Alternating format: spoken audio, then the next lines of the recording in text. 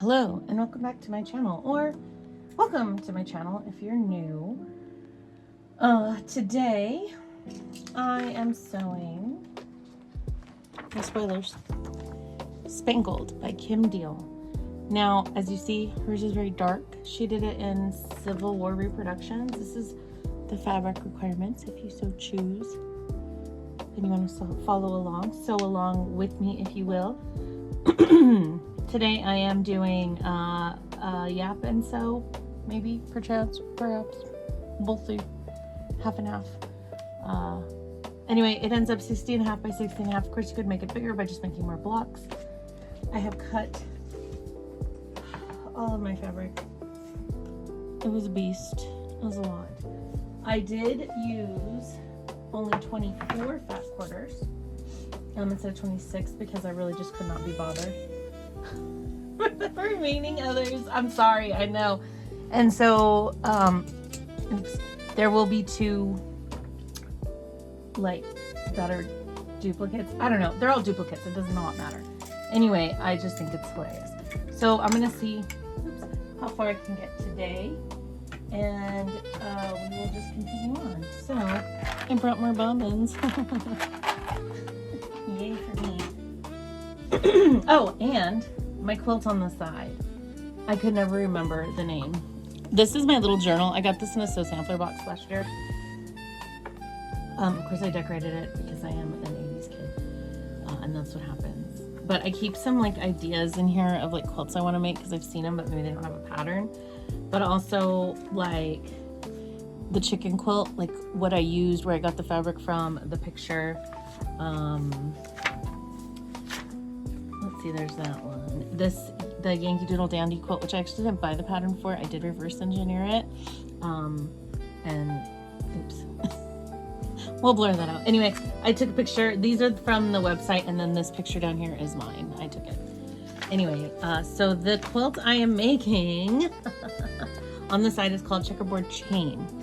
And this is a free pattern from Lori Holt, so I'm okay to share it because she shares it on her YouTube. And essentially you make a 2.5 inch 9 patch and then a 1.5 inch 9 patch, but then you add a border on the small ones, a 2 by 3.5 and a 2 by 6.5 to make it as big as your 9 patch, 2.5 9 patch. And then you put it together like this. This is going to be a big one. I think it's like 195 total squares. So yeah. Anyway, that is the quilt I'm making on the side. If anybody also needs an on the side project, it's really nice because it's just super easy to do. All right, so I'm gonna get started. I ran out of my Aurifil, so I'm using some Missouri Star thread instead. Well, not instead, it's fine. Like, you know, I am using it. Also, these are extra pieces I brought up for my I cut too many last night, so this is for my quilt on the side that I'm doing. I brought my extras up in case I need to. Anyway, don't mind my sad face. I'm gonna try to keep my face out of it as much as possible. Might move you guys a little bit more in.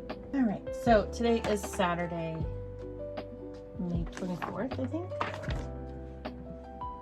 I'm not 100% sure of my dates anymore. Don't ask me. Don't ask me no questions. So it's a lot. I don't even know if I made enough based on the pieces. If you want, not if you want, there is a like start on, like, I think that one's too small enough to cut. Maybe else, we'll see. Anyway, there's a Kimberly Jolly from Fat Quarter Shop. She did a kind of like a start of it in one of her live videos. She talks about like how she makes hers bigger and everything like that. So you could definitely go watch that for like better tips. I'm just doing it the size that it's cut because I don't want to say I can't be bothered, but like honestly, sometimes I don't like making it too complicated. So the goal here on these are these star legs right here. So they all want to be different, and of course you don't cut them that way, so you have to like fiddle around with the patterns and whatnot, so you get like a different one each time. So, and of course I would choose that one, right? Okay, so it goes like this, and I need to make 104. Let's get started. So I'll just make these ones first. I'll make one side first. I don't know if you can hear it. There's some kid who rides his little like, oh, I need washi tape there. Who rides his I need to find my dang Seems So Easy guide is what I really need to find. I've been slacking on it, having it on here. And since I'm doing like just this one piece first, I'm just gonna keep my 1/4 inch foot on. It's just easier that way.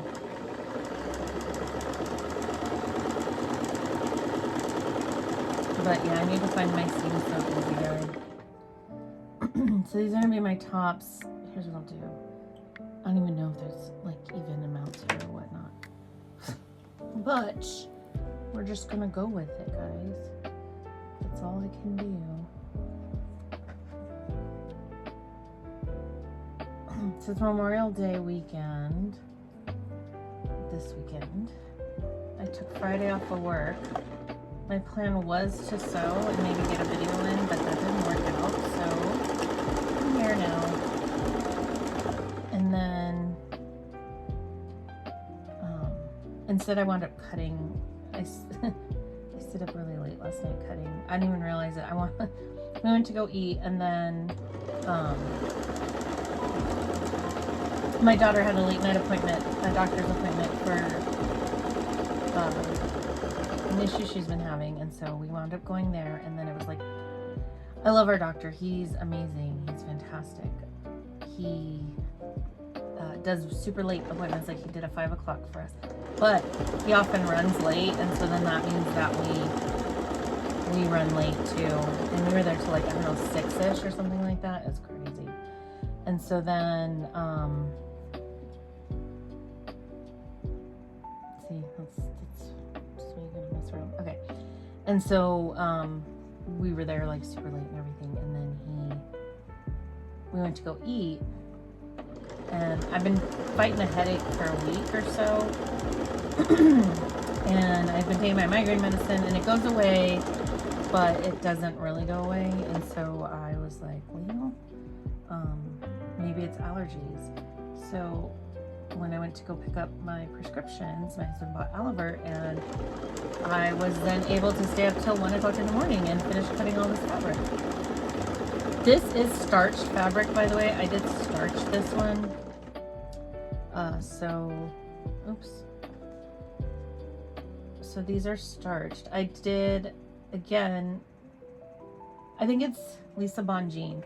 Kimberly Jolly uses Lisa Bonjean's method of starching, which is where you soak the fabric. Like, I use spray starch, faultless. Just regular, whatever is at Walmart. I just buy that. And she does have a video on it. She has a couple of videos on how she starches her fabric. But okay. She has a video on how she does it, and essentially what you do is you use spray starch. Kimberly likes to use Niagara Falls. I've not been able to find that here. I can only find Faultless, which I think is the same company, so. But I don't use it that much to like really like have an opinion, I guess you could say. So anyway, you soak it, like you put it on your board. She uses her ironing board. I do too. I just take the cover off because I notice even if I use fabric or anything, I don't want to say, I guess the lining,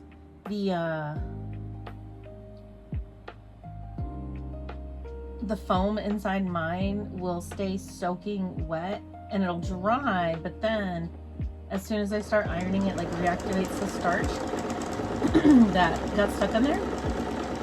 So I simply take off my board, take my board apart, take off the cover, take off everything, and then I will soak it.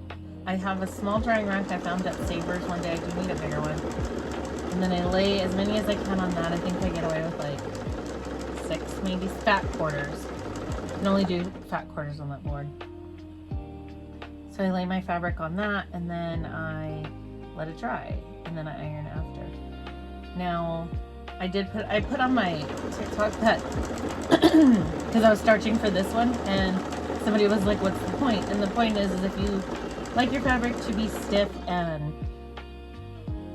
want to use steam, I mean, you could do whatever you want, right? Like if you wanted to use steam, you can use steam even if you don't.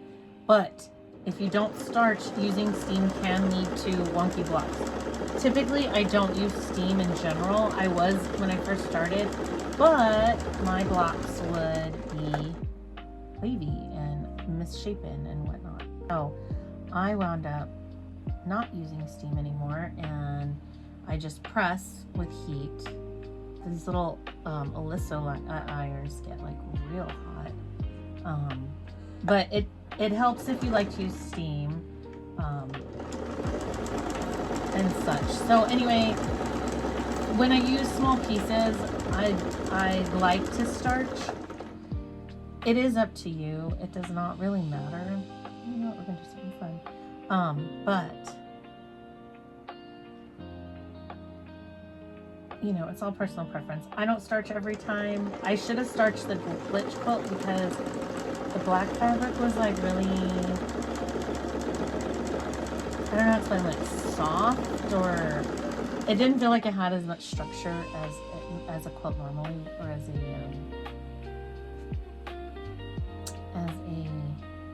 fabric normally does. So it came out fine, it looks good, but if I were to do it again, I would starch. It also helps with like fraying a bunch.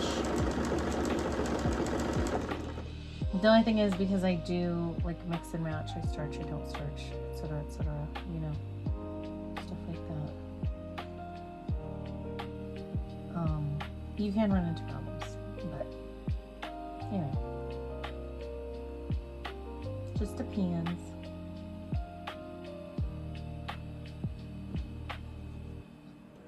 And she does recommend if you starch your front, you should starch your backing. I personally don't subscribe to that. Quilting is do whatever you want. You know what I mean? Like, if you want to starch, starch. If you don't, freaking don't starch. It's fine. The world will still continue to turn, and all of us will live. So, do what you want, girls and gentlemen, ladies and gentlemen. And it's okay. The world is your oyster. Enjoy.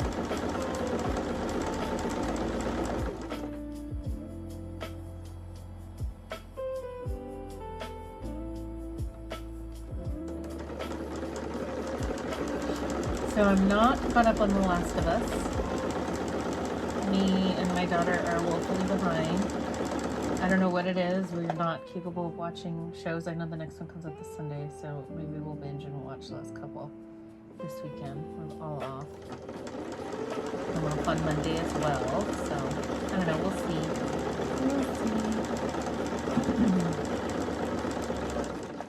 I will say this is a great quilt for scraps because of the sizes you need.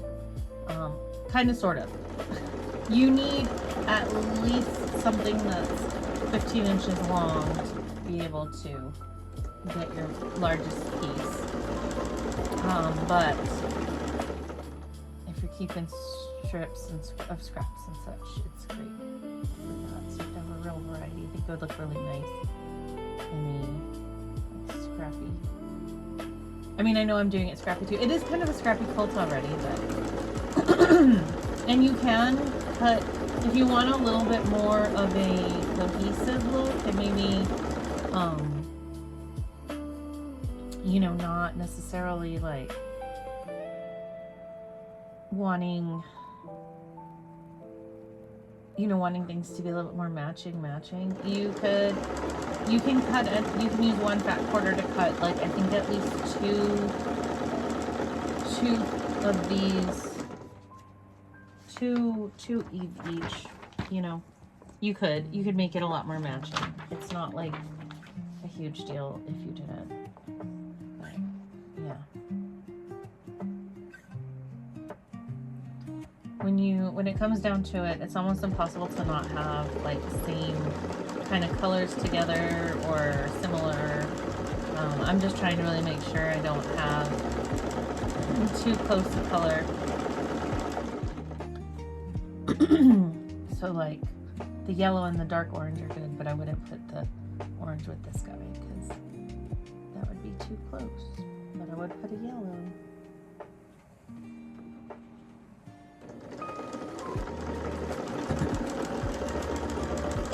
And I'm sorry, the allergies are like awful. I should take another Aliver. I'm dying already, even though it's supposed to be 12 hours. 12 hours is not bad. But anyway.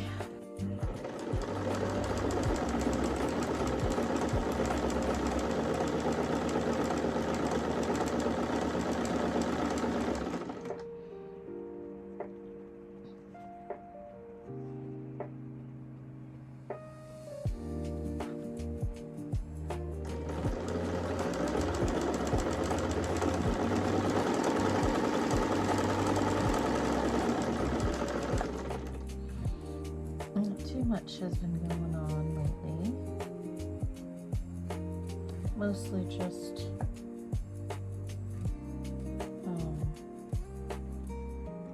I'm trying to make sure I have like an even mix, but I don't because see, here's all my greens down here. Dang it. Darn it. And there's none of those over here. So let's do some distributions.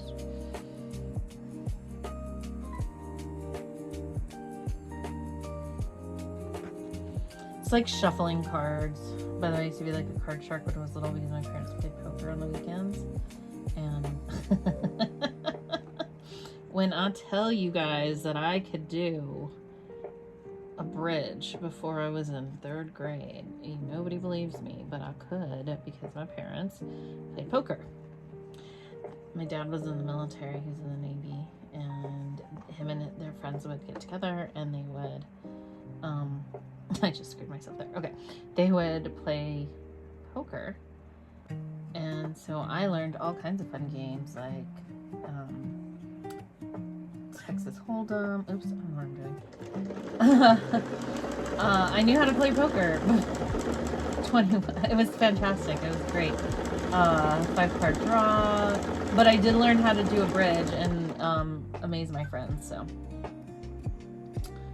that was always fun, you know, being able to do that. And then they would play, well, I say it was Pinochle, which was basically like,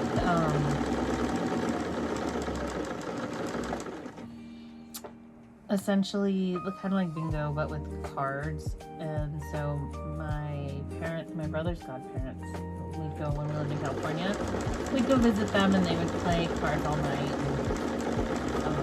I'd play under the table too, and my Nina, my brother's Nina, I call them too, but she would say, "Oh, thank God Michelle's down there," because I missed the card, and I'd repeat it, right? Like whoever was calling would be like, you know, Queen of Hearts, and I'd be like, Queen of Hearts, and so she'd be like, "Thank God," because I can't remember what the card is. So anyway, fun little tidbit about my childhood. But I still can do a bridge. I can still shuffle. I'm a professional shuffler. I can't gamble, so I don't do that. I didn't really learn how to play like effectively. I just knew how to play. I really like more sorting my dad's friends' cards. We had a